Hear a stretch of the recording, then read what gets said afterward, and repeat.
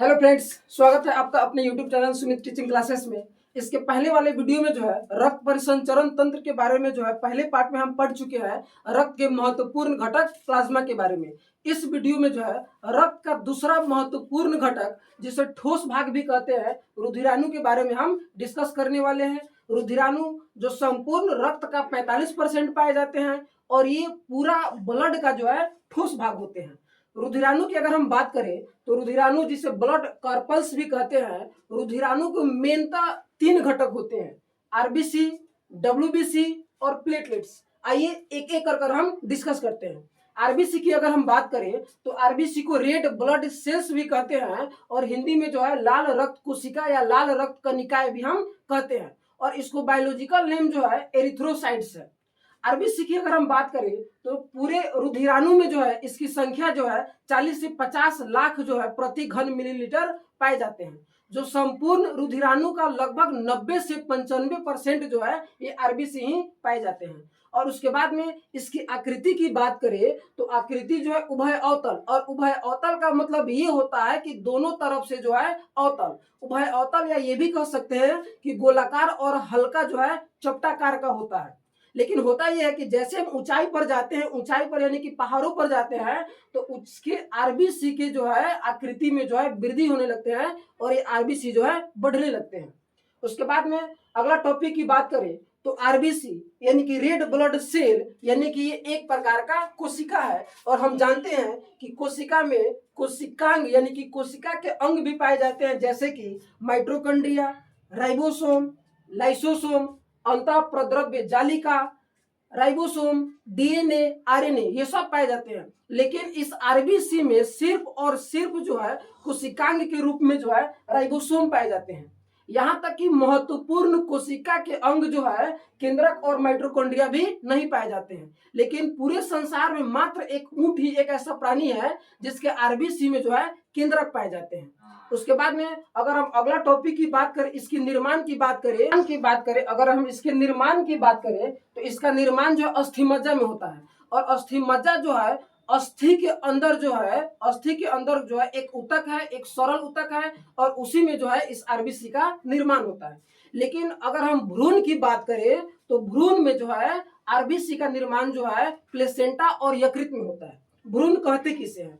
तो वैसे बच्चा जो अभी माँ के गर्भ में ही है, अभी बाहरी दुनिया में नहीं आया, अभी माँ के गर्भ में ही, वैसे बच्चे को भ्रूण कहते हैं और उसमें जो है आरबीसी का निर्माण जो है प्लेसेंटा और यकृत में होते हैं। उसके बाद में अगला पॉइंट की बात करें तो इसका जीवन काल जो है 90 से 120 दिन होता है, अर्थात बनने के 90 से 120 दिन बाद जो है ये आरबीसी जो है मृत हो जाता है। तो इसका मतलब ये नहीं हुआ कि 90 से 120 दिन बाद मरेगा और मरने के बाद आरबीसी का निर्माण होगा, नहीं, बल्कि रक्त में आरबीसी का निर्माण जो है प्रतिदिन 30 लाख होते रहते हैं और प्रतिदिन लगभग 30 लाख आरबीसी जो है मरते रहते हैं और विनाश आरबीसी, मृत आरबीसी जो है प्लीहा में जाकर स्टोर हो जाते हैं। प्लीहा, जिसको तिल्ली भी कहते हैं, स्प्लीन भी कहते हैं, या उसी को आरबीसी का कब्रिस्तान भी कहते हैं, उसके बाद में अगला पॉइंट ये है कि आरबीसी में हीमोग्लोबिन पाया जाता है। आरबीसी में क्या पाया जाता है? हीमोग्लोबिन। हीमोग्लोबिन की बात करें तो हीमोग्लोबिन 2 शब्द से मिलकर बना है, पहला हीम और दूसरा ग्लोबिन। हीम का मतलब होता है आयरन, मजबूती, और ग्लोबिन जिसके कारण जो है रक्त जो है लाल होते हैं। हीमोग्लोबिन का आरबीसी में हीमोग्लोबिन का मुख्य कार्य ये है कि जब हम सांस लेते हैं तो ऑक्सीजन फेफड़े में आते हैं और फेफड़े में आने के बाद पहले से फेफड़े में ब्लड जो है पहले से, तो ब्लड में तो आरबीसी है और आरबीसी में हीमोग्लोबिन है, तो ये हीमोग्लोबिन जो है ऑक्सीजन के साथ जो है अस्थायी यौगिक ऑक्सी हीमोग्लोबिन बना लेते हैं और ऑक्सी हीमोग्लोबिन बनाकर जो है शरीर के संपूर्ण कोशिका तक जो है ऑक्सीजन ले जाने का काम करते हैं। इस प्रकार हीमोग्लोबिन ही शरीर के प्रत्येक कोशिका को जो है ऑक्सीजन पहुंचाने का काम करते हैं। उसके बाद में हीमोग्लोबिन की बात करें तो हीमोग्लोबिन इसकी मात्रा की बात करें तो 12 से 16 ग्राम प्रति 100 ml में जो है होते हैं, लेकिन पुरुषों की अपेक्षा स्त्री में जो है हीमोग्लोबिन की संख्या जो है थोड़ा सा कम होते हैं और इसी हीमोग्लोबिन के कम होने के कारण जो है पुरुषों के अपेक्षा जो है स्त्रियों का जो शरीर जो है थोड़ा सा नाजुक होता है और पुरुषों का शरीर जो है थोड़ा सा महिलाओं की अपेक्षा कठोर होता है। ये प्रकृति होती है, पहले से ही होती है, ये कृत्रिम नहीं है। उसके बाद में अगर हम अगला पॉइंट की बात करें तो आरबीसी की कमी से एनीमिया नामक रोग होता है। आइए हम जानते हैं कि एनीमिया रोग कैसे होते हैं और इसमें क्या क्या होते हैं। एनीमिया रोग, जब जब रक्त कट, जब कोई भी अंग कट जाए, फट जाए, या सर्जन हो जाए, या सर्जरी हो जाए, या मासिक स्राव के दौरान जो है जब अधिक रक्त का स्राव हो जाता है तो उसी समय आरबीसी की कमी हो जाती है और आरबीसी की कमी से जो है एनीमिया नामक रोग होता है। एनीमिया नामक रोग में जो है सांस लेने की तकलीफ होगा, उसके बाद में थकान होती है, कमजोर होते हैं और शरीर जो है पीले पड़ जाते हैं। अक्सर अगर अधिक की अगर हम बात करें तो एनीमिया नामक रोग जो है ज्यादा कर जो है महिलाओं में होता है। महिलाओं में इसलिए होता है क्योंकि महिलाओं में जो है प्रति महीने में जो है मासिक चक्र चलते रहता है और उसी मासिक चक्र चलने के दौरान जो है कभी कभी जो है अधिक रक्त का स्राव हो जाता है, जिसके कारण जो है आरबीसी की कमी हो जाती है और जिसके कारण जो है एनीमिया नामक रोग हो जाता है, जिसके कारण जो है थोड़ा भी अगर काम कर ले तो उनको थकान महसूस होने लगती है, कमजोरी महसूस होने लगती है, यहाँ तक कि अगर सीढ़ी उड़ी चढ़ ले तो वो नाच कर गिर जाती है। क्यों? क्योंकि उसमें जो है कमजोरी महसूस होती है और शरीर जो है पूर्ण रूप से जो है सुस्त पड़ जाते हैं। किसमें? तो एनीमिया नामक रोग में। उसके बाद में रुधिराणु का दूसरा का जो घटक है वो है डब्ल्यूबीसी। और डब्ल्यूबीसी की बात करें तो डब्ल्यूबीसी को व्हाइट ब्लड सेल या श्वेत रक्त कोशिका या श्वेत रक्त कणिकाएं भी कहते हैं और इसका बायोलॉजिकल नेम जो है ल्यूकोसाइट्स है।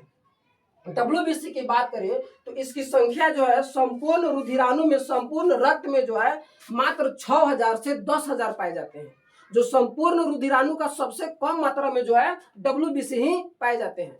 और अगर आकृति की बात करें तो इसकी आकृति कोई निश्चित नहीं होती है। जिस प्रकार आरबीसी की आकृति उभयअवतल होती है, लेकिन यहाँ पर डब्ल्यूबीसी की आकृति निश्चित नहीं होती है, किसी भी आकार का होता है, ये अपना आकार हमेशा बदलते रहते हैं, ठीक है, अर्थात इसकी आकृति जो है अनियमित होती है।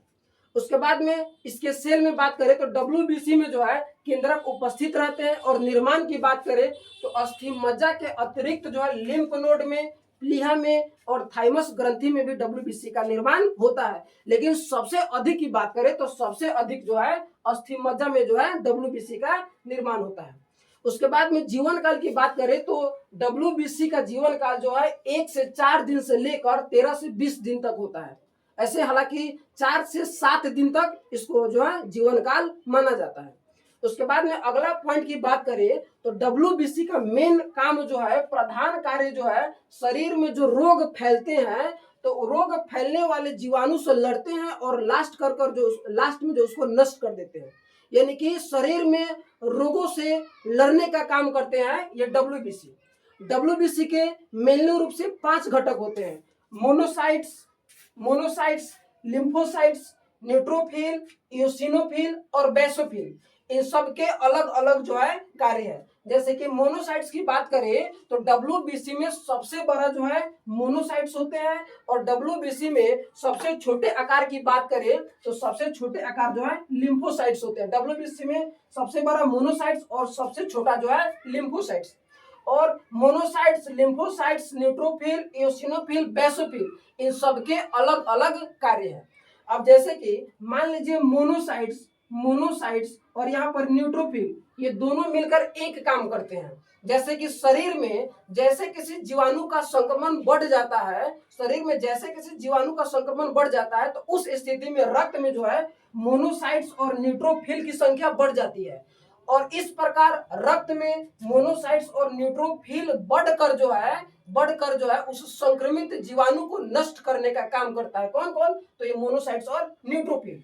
उसके बाद में अगर हम बात करें लिम्फोसाइट्स की तो ये डब्ल्यूबीसी का महत्वपूर्ण घटक है लिम्फोसाइट्स। और लिम्फोसाइट्स के 2 प्रकार होते हैं। कौन कौन? तो बी लिम्फोसाइट और टी लिम्फोसाइट।